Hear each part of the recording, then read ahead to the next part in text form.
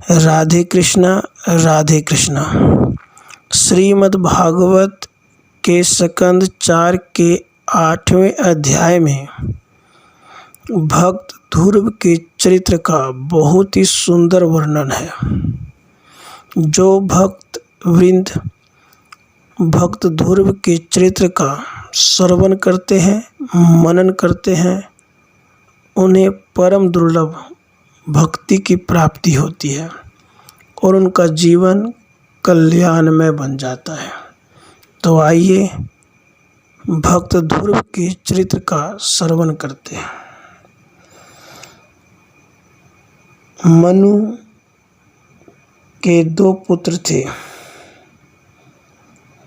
प्रियव्रत तथा उत्तानपाद। राजा उत्तानपाद की 2 रानियां थीं, सुनीति तथा सुरुचि। राजा उत्तानपाद का रानी सुरुचि में ज़्यादा प्रेम था। सुरुचि जी के बेटे का नाम था उत्तम। एक दिन की बात है,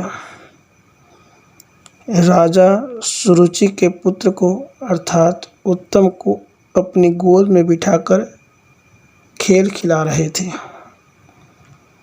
उसी समय ध्रुव जी कहीं से आए और पिता की गोद में बैठना चाहा, लेकिन सुरुचि ने उलाहना देते हुए उन्हें गोद में बैठने नहीं दिया और कहा कि ध्रुव, आप राजकुमार हो तो भी राज सिंहासन के बैठने योग्य नहीं हो, क्योंकि तुमने मेरे गर्भ में जन्म नहीं लिया। अरे अभी तू बालक है, इसीलिए तुझे इस बात का कुछ ज्ञान नहीं कि मैं दूसरे स्त्री के गर्भ में जन्मा हूँ।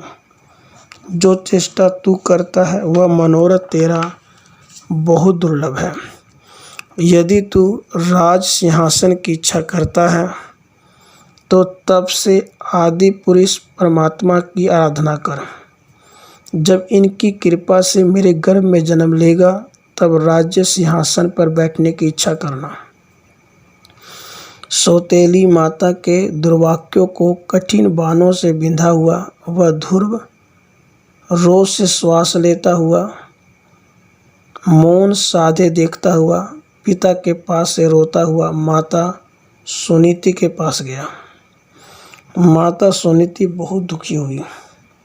माता सुनीति ने कहा कि हे पुत्र, जिन भक्तवत्सल श्री नारायण के चरणाविंदों के पद को मुमुक्षु लोग खोज रहे हैं, तुम भी उन भगवान का आश्रय लो और दूसरा भाव न हो। ऐसे निज धर्म सुशोभित मन में आद्य पुरुष को स्थित कर श्री भगवान वासुदेव का भजन करो।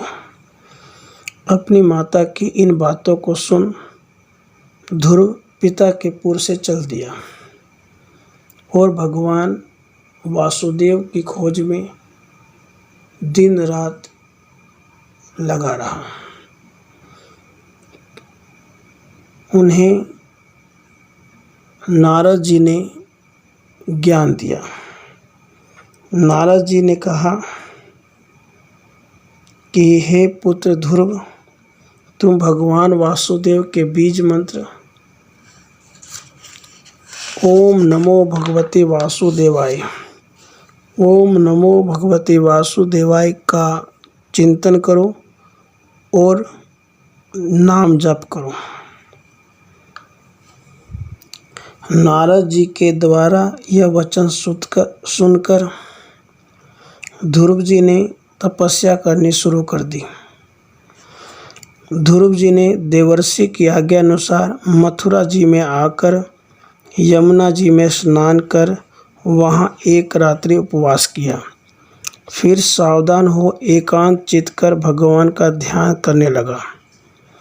3 रात्रि के अंत में कैत और बेरों के आहार से अपने शरीर की स्थिति के अनुसार 1 मास व्यतीत किया और अत्यंत प्रीति बढ़ाकर श्री कृष्णचंद्र आनंद कंद के चरणारविंद का ध्यान किया। दूसरे मास में ध्रुव जी ने छठे दिन आपसे आप गिरे हुए तृण और पत्तों को खा खा कर उदर पूर्ति की और हरि का भजन किया। तीसरे मास में 9 दिन में जलपान करके उत्तम श्लोक ईश्वर का समाधि से पूजन किया। चौथे महीने में 12 दिन में श्वास को जीतकर वायु भक्षण कर श्री गोविंद के चरणावृंद का ध्यान किया। जब 5वां महीना आरंभ हुआ तब ध्रुव जी श्वास को जीत खम्भ की न्यायी एक चरण से खड़े होकर पर ब्रह्म परमात्मा का ध्यान करने लगे। इसके बाद सब ओर से मन को खींचकर हृदय पंचभूत अर्थात शब्द आदि विषय और इंद्रिय अंतःकरण में भगवत के रूप का ध्यान करने लगे। ऐसे कृष्ण में हो गए कि जहाँ देखो वहाँ कृष्ण ही कृष्ण दिखाई देते थे। जब महतत्व आदि के आधार प्रधान पुरुष के ईश्वर की उसने इस प्रकार धारणा की तब एकाएक तीनों लोग कांप उठे। जब वह नृप कुमार एक चरण के आधार से खड़ा रहा तब धरणी उनके अंगूठे से दबी तो झुकने लगी। जैसे गजेंद्र के एक पग दक्षिण और वाम में धरने से पद पद पर नौका झुक जाती है, ऐसी थोड़ी सी एक ओर को झुक गई। अनन्य मन प्राण जीत 10 द्वारों को रोककर आत्मा के साथ अभेद दृष्टि से विश्वात्मा विष्णु भगवान का जब उसने ध्यान किया तब श्वास के रोकने से सब विश्व का श्वास रुका और लोकों का दम घुटने लगा। तब लोकपाल और सब देवता बहुत दुखी हुए और भगवान के शरण में गए। देवता बोले कि हे भगवान, सर्वांत अंतर्यामी चराचर लोक के प्राण क्यों रुक गए?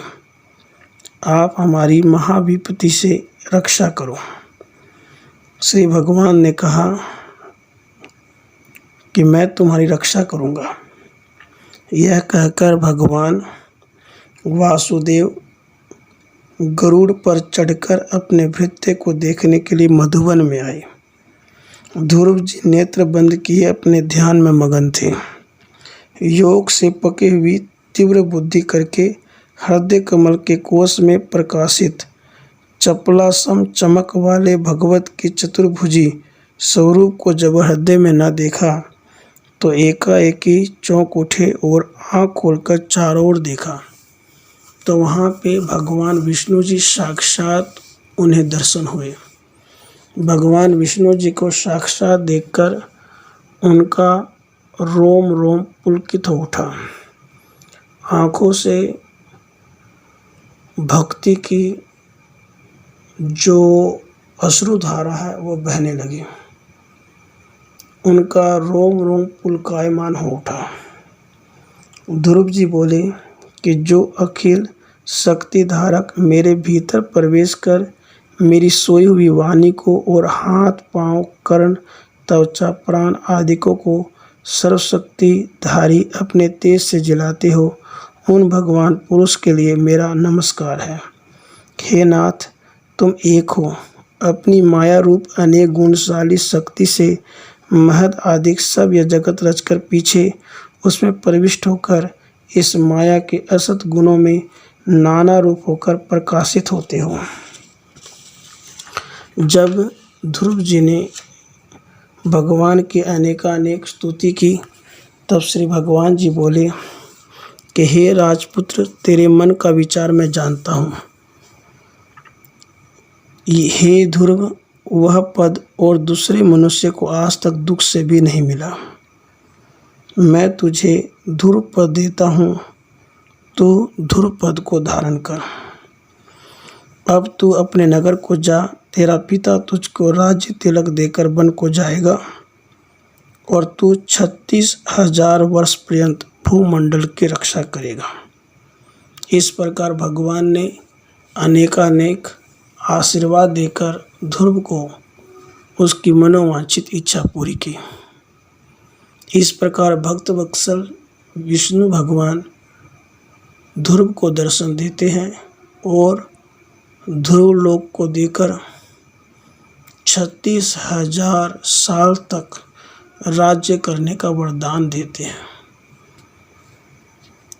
इस प्रकार से जो भी भक्त भगवान की भक्ति करते हैं और नित्य निरंतर भगवान के ही नाम रूप ध्यान में लगे रहते हैं, उठते बैठते खाते पीते सोते जागते बस भगवान कृष्ण का नाम जप करते हैं, उनका रूप ध्यान करते हैं, वो परम दुर्लभ भक्ति को प्राप्त करते हैं।